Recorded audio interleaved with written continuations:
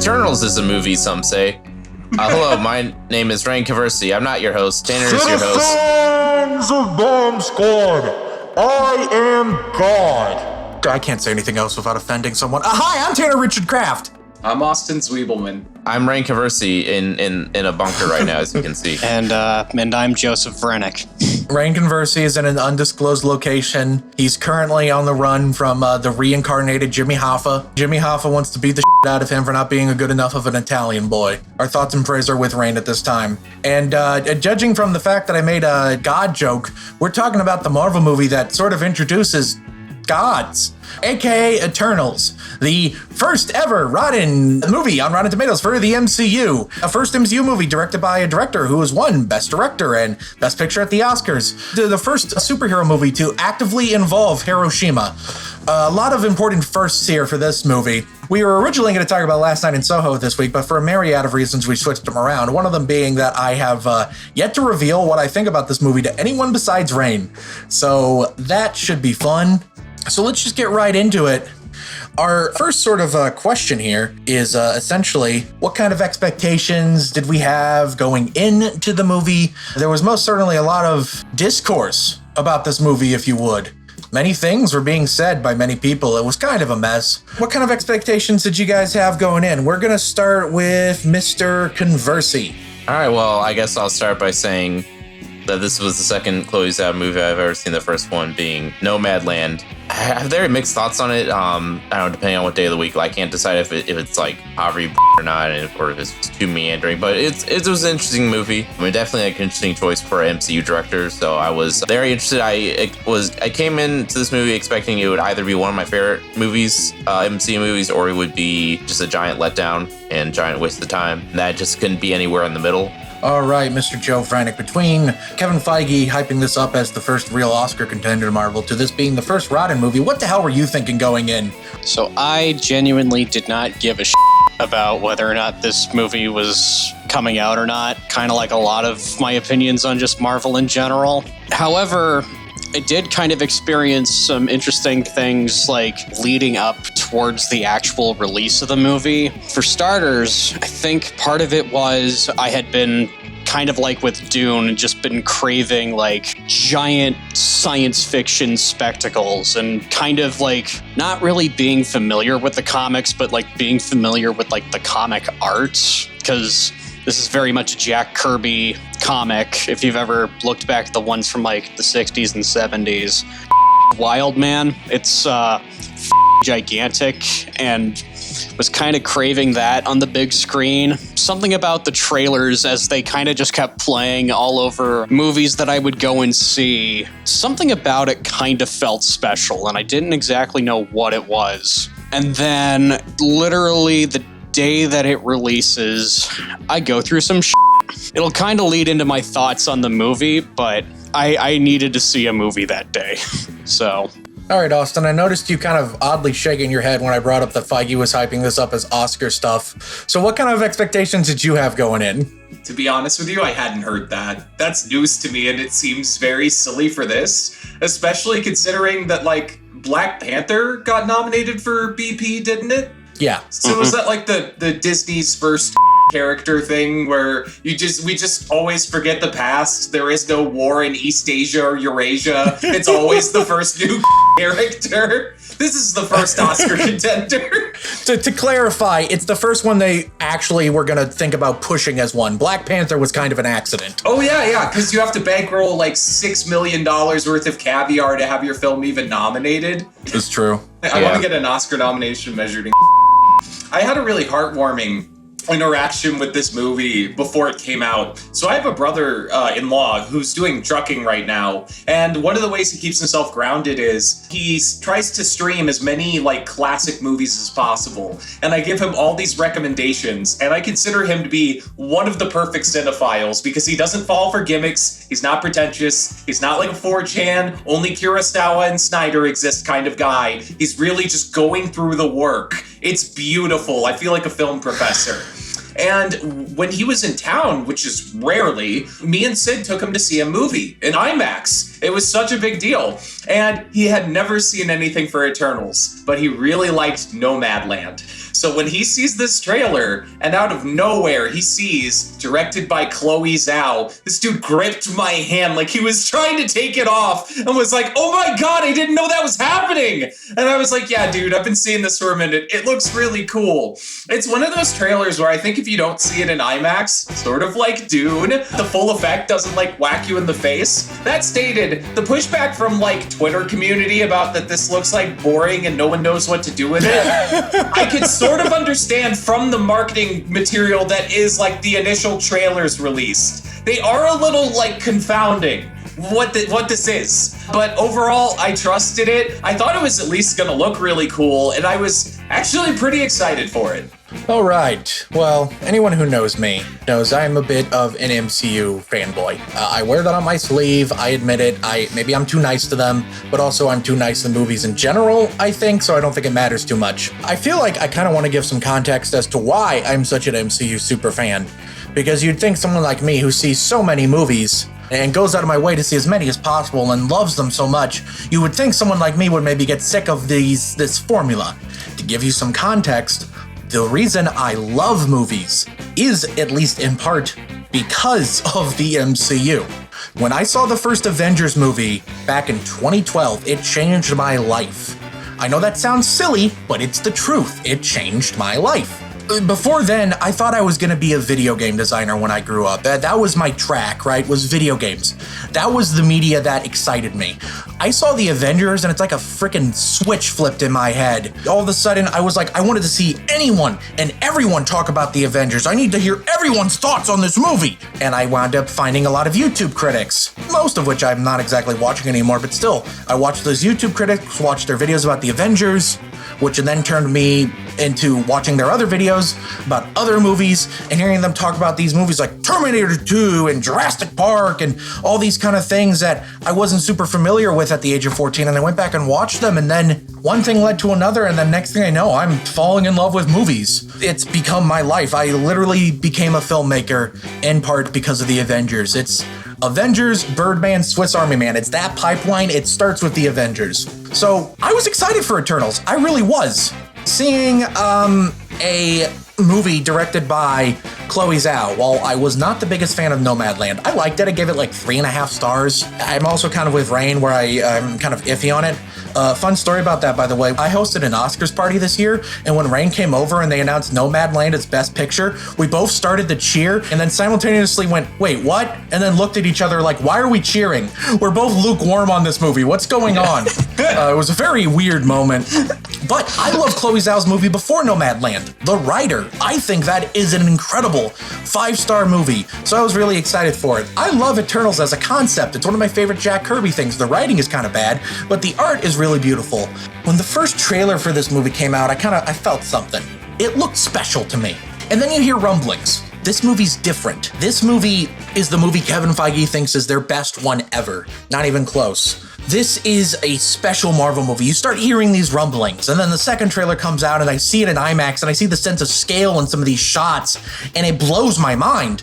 And I'm thinking, oh my god, I need to see this movie. Then you hear it's actually playing at film festivals like the Rome Film Festival. And you go, oh wow, a Marvel movie at film festivals in contention? That's interesting. And then the first early reactions came out, and they were not as hot as Shang-Chi's early reactions were. Then the review embargo dropped. Starts off in the 70s, drops into the 60s, and finally drops into the 50s on the tomato meter, making this, after 25 movies before it, the first rotten score movie on Rotten Tomatoes for the MCU. But the reviews were kind of interesting. I saw some hail it as a masterpiece, some an incoherent mess. Some were kind of lukewarm, but for the most part, it seemed like it was the kind of thing where you either liked it or you didn't, and there wasn't a lot of in between. This made me more intrigued to see the movie, but I won't lie, it impacted my excitement a little bit. So quite frankly, as far as expectations going in, this was a very long-winded way of saying, shoot, man, I don't freaking know. What the hell am I supposed to expect? So, before we get into our thoughts on the movie overall, Rein and I want to have a brief aside here. Rein and I, since he's been back in St. Louis for a bit for work, him and I have been seeing a lot of movies together because I want to hang out with my friend while he's still here.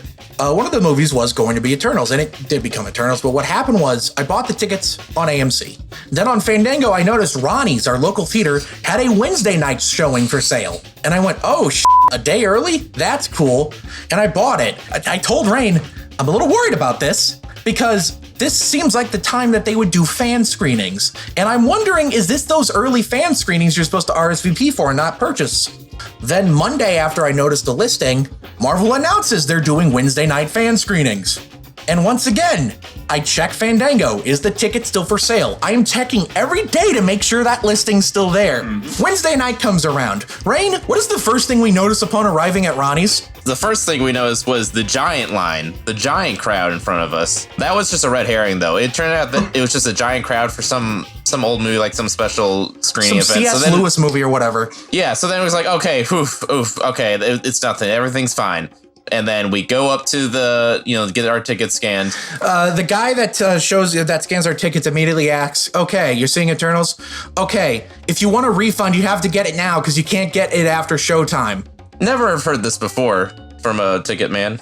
Is it bad? I don't know what the hell's going on. We go outside the IMAX theater. There's a line outside the IMAX theater. Rein, do you remember what happened? What the guy at the front of it said immediately after we got in line?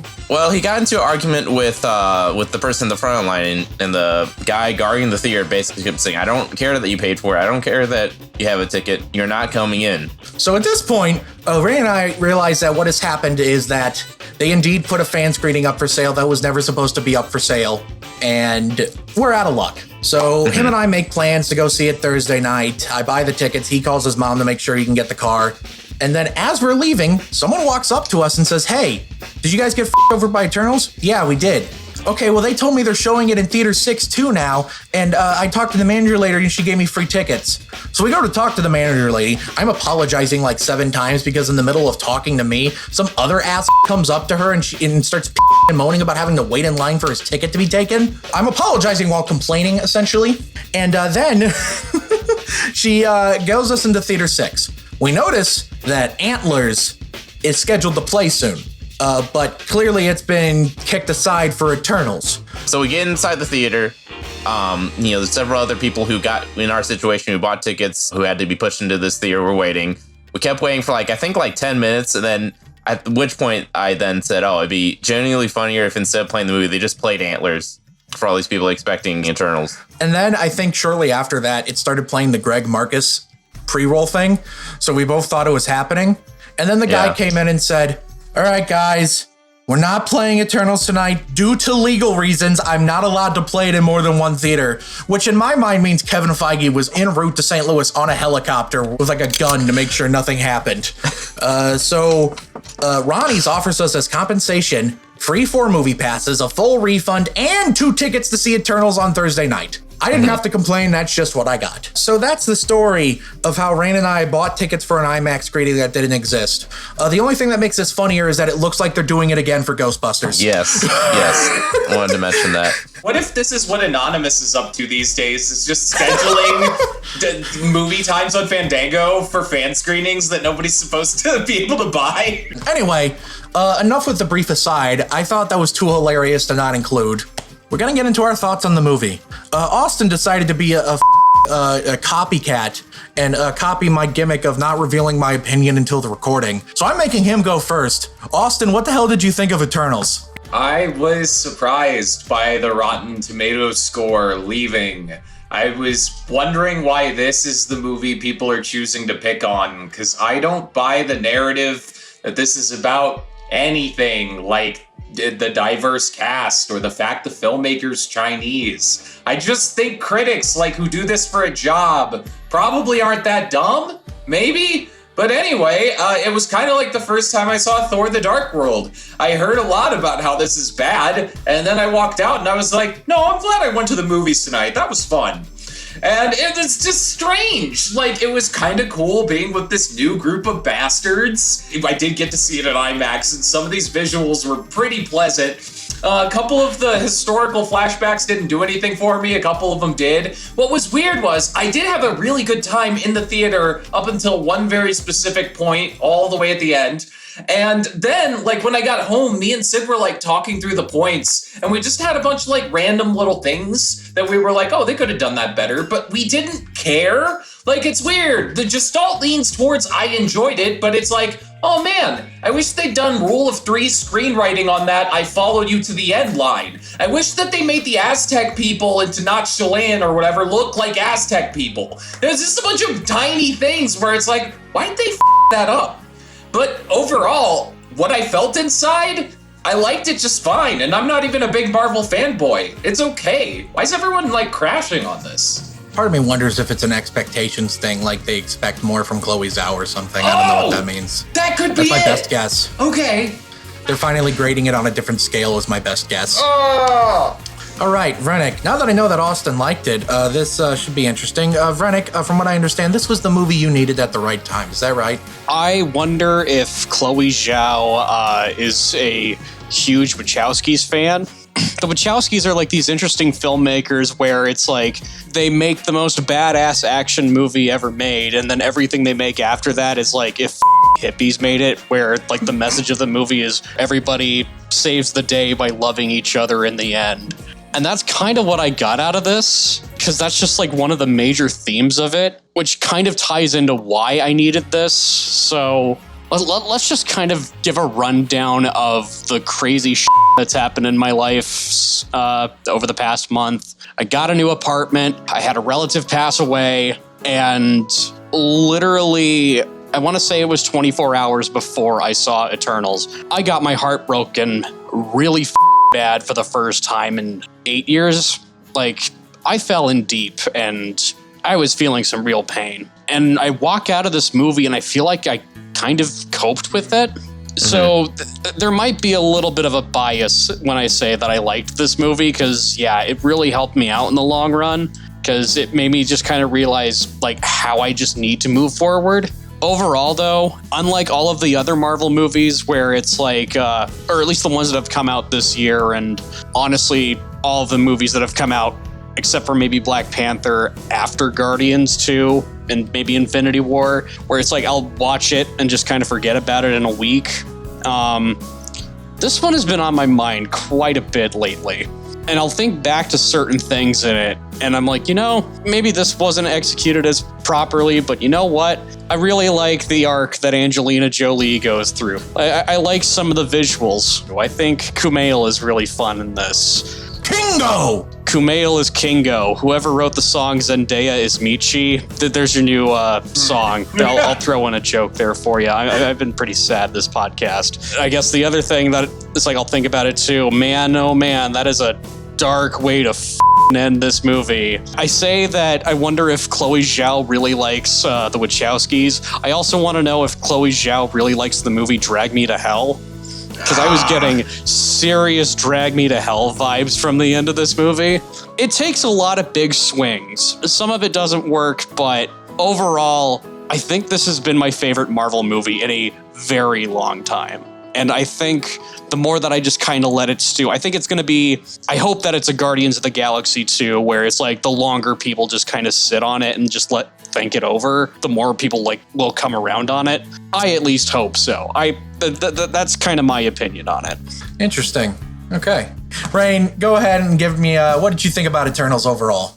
All right, well, I guess the short of it is that I would say I loved about a third of this movie, then found the other two there's just to be like aggressively okay. I wanted to love it all the way, but just the more I thought about it, just the harder that was for me. I'll get it out of the way. The one aspect of the movie the only part I actually straight up dislike, and I would have to be Cersei's character, the protagonist. I thought she was kind of weak as a protagonist, and I thought her arc was somewhat muddled relative to some of the other characters, and I thought it could have fit into the themes better than it did.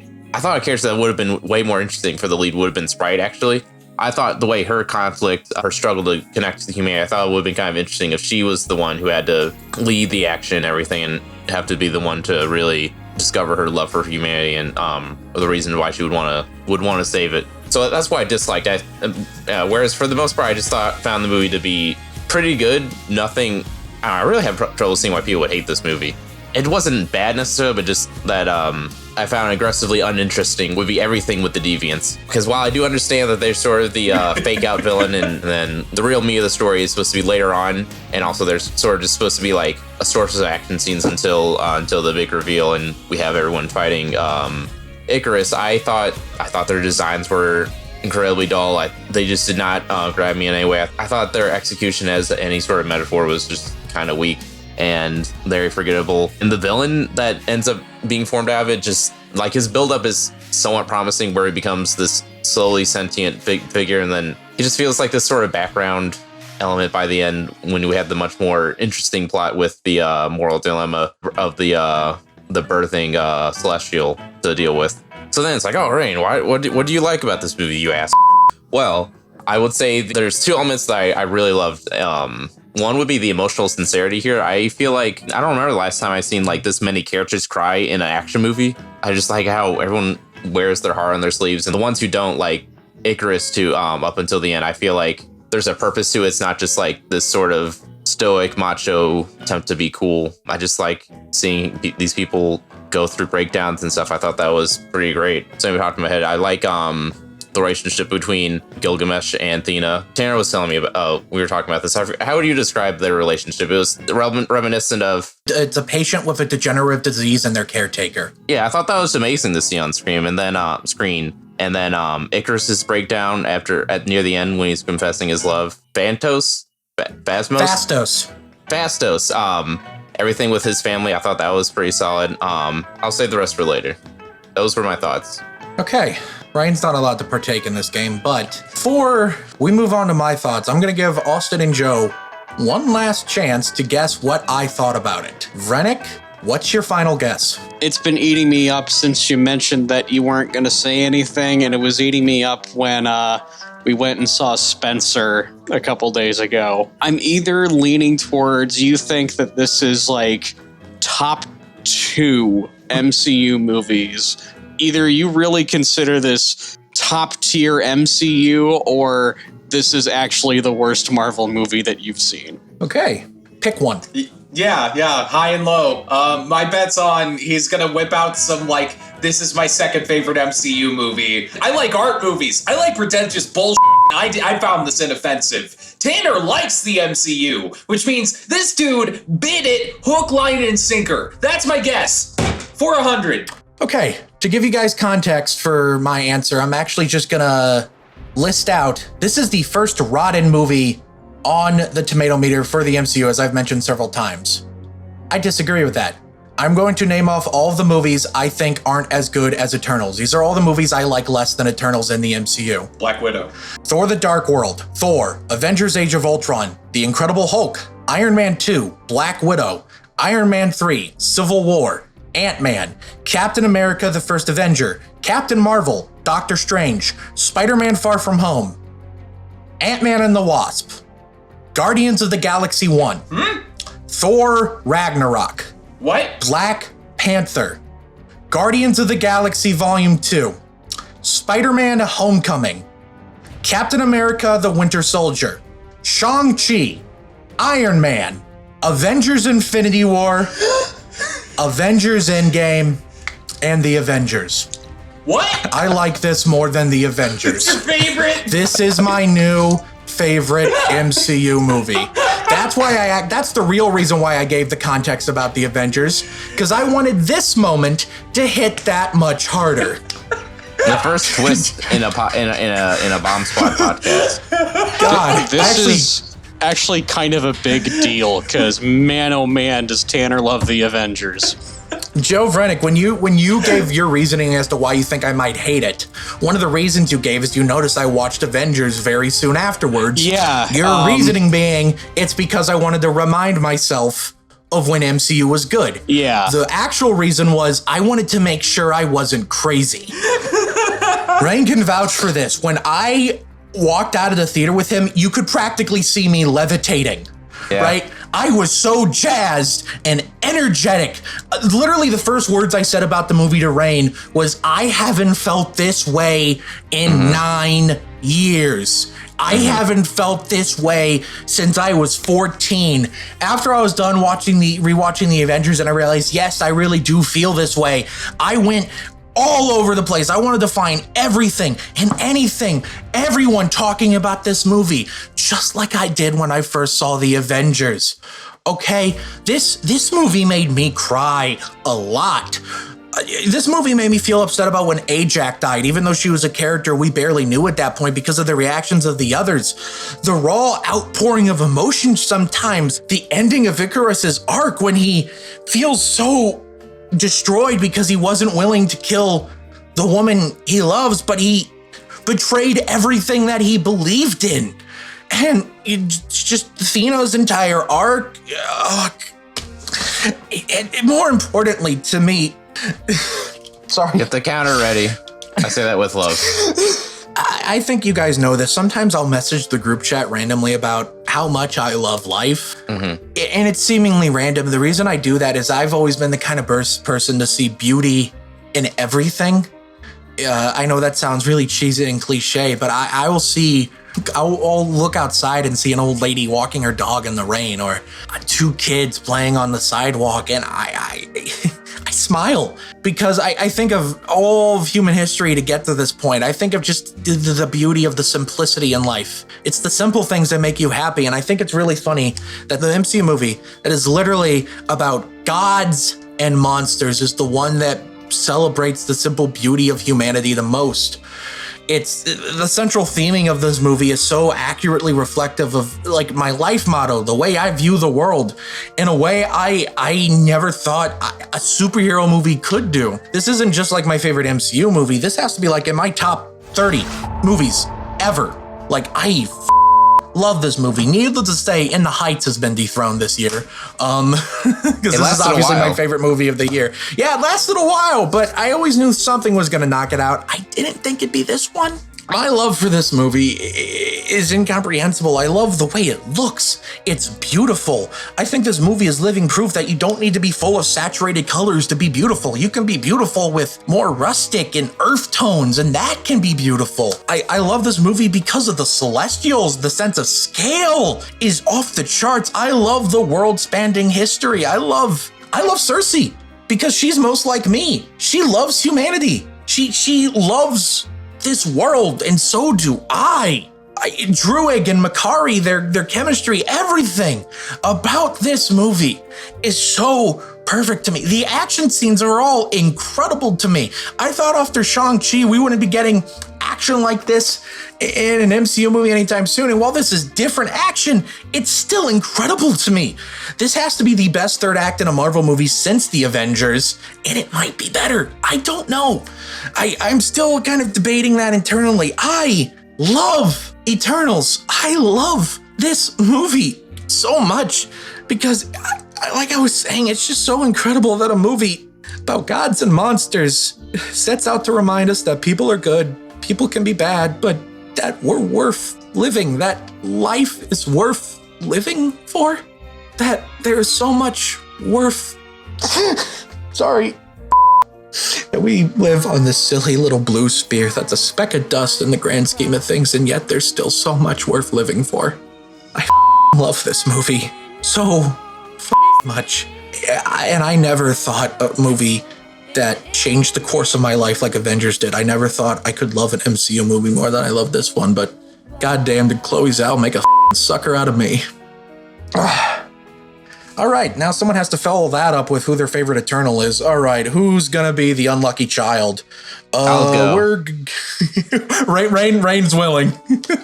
Well, if we're going, I might as well embrace. If I'm going to have to go after something giant like that, I might as well just embrace having very little to say. I mean, I will say I like basically every character here.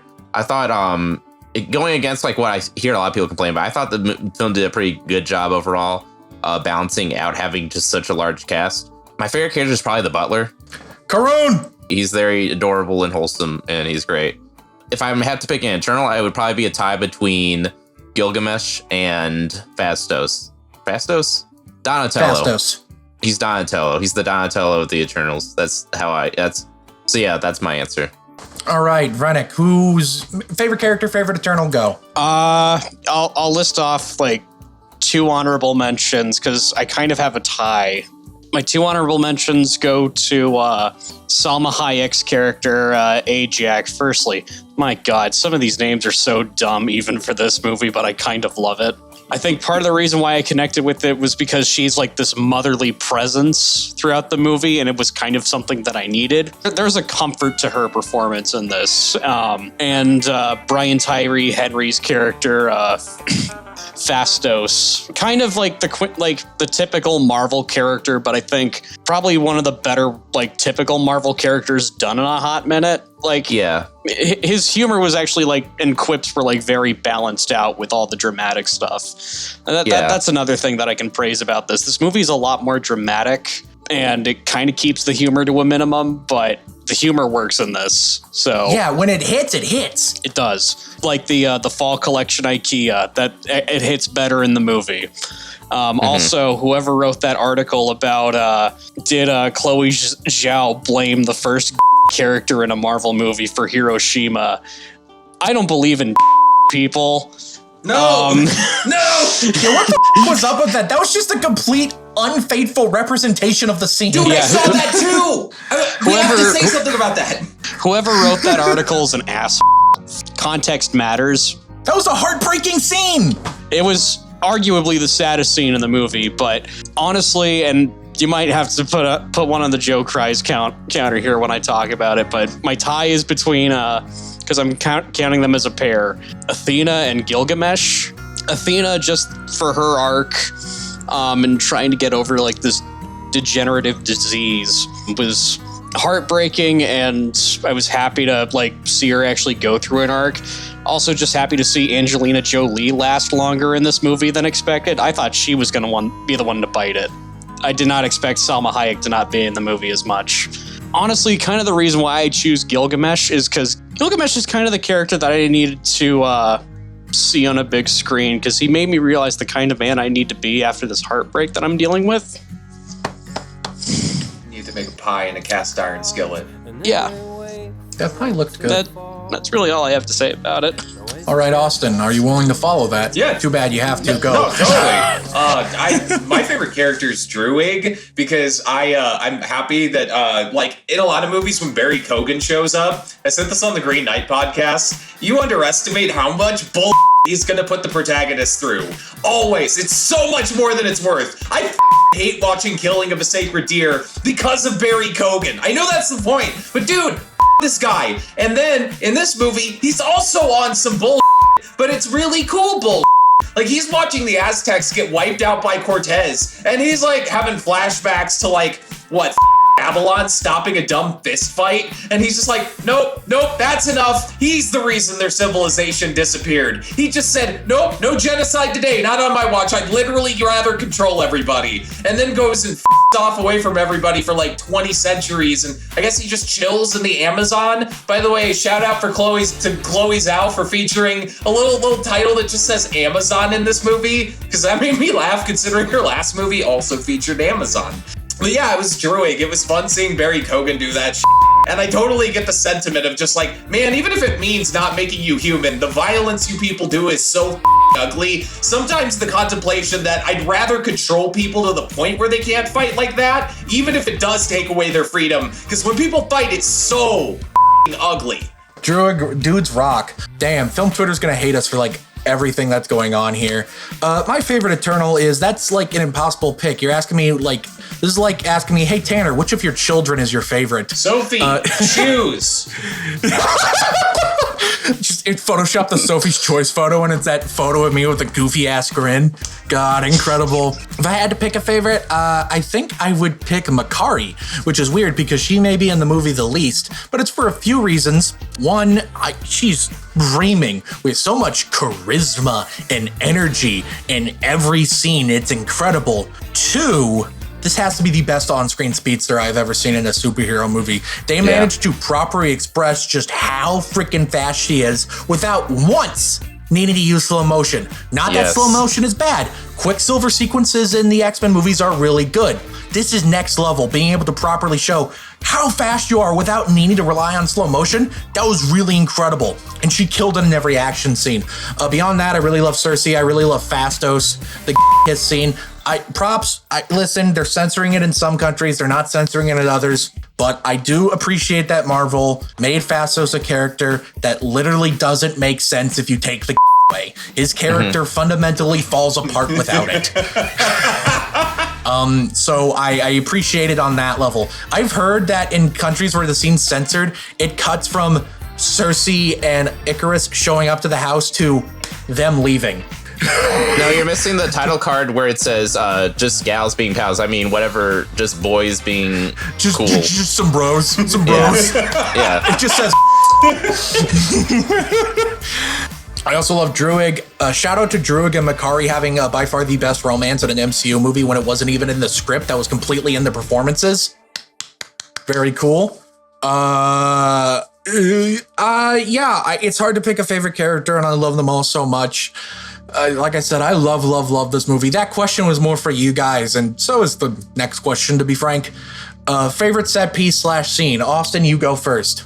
I don't know. Rein, you go. Austin will go later. Yeah. All right. So now I get to get into the second element of the movie that I really, that I straight up loved. Loved with an asterisk. The visuals, cinematography in general. I like the movie in general. Or my opinion of it. It wavered back and forth between serviceable, like pretty decent, but nothing like too memorable, to just like awe-inspiring and just straight up amazing. Just to be blunt about it. Fight scenes really solid. Even with just generic green monsters, I thought they were pretty solid. And then once we got into the finale, I thought it was really something special. But yeah, so the set pieces here I think are really jaw-dropping. In particular, everything with the Celestials, be it the one in space or the one coming out of the Earth. I thought basically just the entire finale where they're having to try and stop this Celestial from rising out of the ground. That is my favorite scene in the movie, and it's also just the most in awe I've been of the sheer spectacle of a movie this size since the ramming scene in Last Jedi. Yeah, it's really something else, really something special. All right, Vrennick, can we get a favorite scene / set piece from you? My favorite scene easily is the scene of Brian Tyree Henry and Salma Hayek in the wreckage of Hiroshima. I think that is easily the best scene in the movie and the most heartbreaking scene in the movie. As far as set pieces go, I'll go with a fun one. I think Kumail's little Bollywood number. I'm gonna consider that a set piece. You will allow it. That was fun. I liked that. The man Kingo can smolder like no other. Hell yeah. I think it's very funny that the only thing about this movie I have actually allowed myself to talk about in the group chat is Kingo. And yet I think I've only brought him up like twice. Kingo's just easy to meme, dude. You can't spell Kingo without Kino. And that's what this movie is. All right, Austin. The scene... now that you have had time. The scene where Arishem explains what's going on to Cersei blew my mind out of my head. Yes! I don't need a set piece. I'm just going to say that kind of twist really shook up the movie. And I was like, I don't know what's going to happen. That's a massive twist. I didn't see that coming at all. Tanner. Yeah. Full disclosure, I actually had some things spoiled about this movie in advance, such as, number one, they're robots. 2, Icarus goes bad. Damn! Though I don't even think I would describe it as him going bad, because I think it's way more nuanced and complex than that, like the movie as a whole. Yeah. Favorite set piece, I think I have to go with the entire third act. Just everything about that I really, really loved. I also loved the opening sequence. That was really great. Every time Kingo did something, it was really cool. He literally gets finger guns. What the f***? I want that power. Yeah. I want to do that. He gets the finger guns and Hadouken. What the hell? All right, I deserve that. I've earned it. I did my waiting. 12 years of it. This needs to be addressed. Every time Gilgamesh punches, it's the biggest, best punch ever. You just everything, like the way the earth shakes, and it's awesome. All right, that's all I had to say. Continue. Everyone's powers in this movie are so incredible. It's such a visual feast, and the sound design of all the powers too are really great. I love the way the powers feel in this movie. Cersei's alchemy, like that shot. I remember in the trailer, I always got chills in my spine when she turned like the bus into roses. That's so cool. Yeah. God, and when she turns the Celestial into that frozen statue, like, oh my God, that's so, God, it's hard to pick. I also love, I do want to shout out, I think my favorite action shot in the movie was when Druig basically did like a front flip while grabbing a shotgun and shooting it. That was pretty sick. Badass. More superheroes should grab shotguns. Okay, let's try to be maybe a little brief about it, but I want to talk about the after credit scenes because these are the after credit scenes that have gotten me the most excited for a while. You have the mid credit scene of introducing Harry Styles as Eros, Thanos' half-brother, and in the comics, most famous for a superpower basically being I'm not kidding. That's not like a bit. He went on trial for it and She-Hulk had to defend him, which made the comments Chloé Zhao made about how when she saw Harry Styles, she thought that's Eros. Is that an insult? Are you saying Harry Styles looks like a I'm a little confused here. And then the after credit scene of Dane Whitman getting out the ebony blade to fulfill his service as the Black Knight, and then Blade, Mahershala Ali's voice is heard. Are you sure you're ready for this, Mr. Whitman? So let's just talk about these after credit scenes. Vrennick, you go first. I think it's pretty interesting that they're pulling a character like Star Fox out, Eros, brother of Thanos. That's pretty cool. Patton Oswalt's actually in the MCU, not playing MODOK. That's awesome. I wish that we actually got to see Mahershala Ali instead of just like the voice, but I need Blade in my life, damn it. And I need that to be rated R too, so hurry up. Get this movie made. Joe, Blade's not going to be rated R, I'm sorry. Austin, you probably care the least, go. I liked the movie, I had a pleasant date, and then that thing came on at the end. I didn't look up the after credit scene at this, I didn't want to be spoiled about anything. And then out of nowhere, these people behind me are having a conniption fit, like screaming, like shaking the theater. I haven't seen this rowdy. I was there for the premiere of episode 7 and Endgame. I have never seen anyone get that up over a scene in a movie. And apparently Harry Styles is in this. I was sitting in front of a gang of 6 teenage girls and they went nuts. They almost tore the place down. I guess I should have spoiled that for myself because it was weird. Those were the Infinity teenagers. Soul power, etc. Rein, you seem to be on my level, you were real jazzed about him because I think it helps that I immediately pointed out that was Mahershala Ali's voice. But Rein, what do you think of him go? All my critical thinking skills, all my attempts at deep analysis went out the window, and I felt like a pure child. Just like, oh yeah, we get to see Blade. We get to hear him. He's gonna cut up stuff. Isn't that cool? That was my thoughts on the second one. First one, I was shocked. I don't know, it's weird. I was never expecting to see this character in the MCU.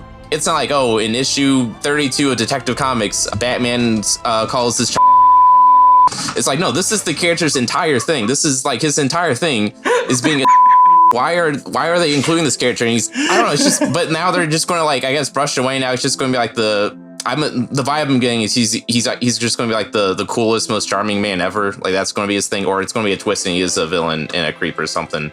Those are the two routes it's going to be. He's just the perfect human, or that. He has a cool looking suit. I want that suit. Those are my thoughts. If you think about it, this is Simon Cowell's fault. I think with a bit of vocal coaching, you actually could be very good. Thank you. Thanks. Aww. In a very long-winded way, this is Simon Cowell's fault. I really like Harry Styles as an actor. I mean, I've only seen him in one movie, Dunkirk, but he really, really impressed me in Dunkirk. He's great. In just like a minute of this scene, he exuded so much charisma that was like off the charts to me.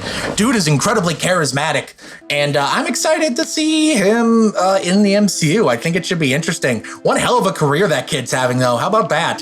Damn. You get to start your career acting in a Nolan movie and then you join the MCU as the last main villain's brother? Like, holy shit, dude. And then, Blade! Oh my God, Blade! That's my thoughts on the second after credit scene. Since I went too long with everything else, I'm gonna cut out all the trivia except one. Fun fact, in November of 2019, during the filming of this movie, the cast and crew were evacuated from the Canary Island set. Why? Because they found a bomb. What? They found a bomb nearby the set, so they had to evacuate everyone, including Angelina Jolie and Richard Madden. They were both present on the set and they were evacuated. I don't think it was an active bomb, but yeah, this MCU movie had to stop filming in the middle of it because of a bomb. That's scary. Also, this is really funny. Keanu Reeves was almost cast as Druig. What the f is that? All right, guys, final thoughts on the movie overall. We'll start with Rein. I've said everything I had to say. Italian boy, how's Gucci? All right, Joe Vrenick, final thoughts on Eternals. Yeah, I've also pretty much said everything that I have to say. It's probably gonna go down as one of my favorite MCU films. It might actually even go up in the ranks because it's taken the spot away from every other MCU movie that's come out, and it's taken the spot away from all the TV shows that have come out even. No Way Home has a lot of competition. Oh boy. All right, Austin, final thoughts on the movie overall. I like that they did something new. I wish the public didn't reject it. All right, my final thoughts overall is you've heard me cry like a little baby in this podcast already, but I really, really loved Eternals. It's my new favorite MCU movie. I wouldn't change a single thing about this movie. I'm glad Chloé Zhao got as the first Best Picture winner and the third Oscar winner period to direct an MCU movie. I think she really knocked it out of the park. The MCU Oscar directed movies are getting better. It starts with Joe Johnston, then Taika Waititi, and now this. I think this means logically next. I think I know what has to happen. We have to get a filmmaker of a higher class than Chloé Zhao. This is why I pitch. This is what we need, all right? We need Martin Scorsese to direct the Big Wheel movie. That's right, bring in the Spider-Man villain with his own origin story movie directed by Martin Scorsese. Big Wheel! Big Wheel! And you know who should play Big Wheel? You, for watching/listening to this podcast. That was an incredible transition. It was. Thank you very much for listening to this podcast. If you're listening to all of the audio platforms we're on, please leave a review because it helps boost us in the algorithm. If you're watching this podcast on YouTube, thank you oh so very much for watching this podcast. Go ahead and comment down below. Please go ahead and leave a comment below. What did you think of Eternals? How does it rank in your overall MCU? Are we crazy? Are the critics crazy? Am I a baby? Comment below and let us know. And while you're down there, hit the like button so we can know how much you like us. Hit the subscribe button so we can know how much you love us, and hit the subscribe icon because I told you to. Thank you oh so very much for watching. Please tune in next week when we talk about Downtown Last Night in Soho. Thank you one last time for watching. I'll see y'all next time.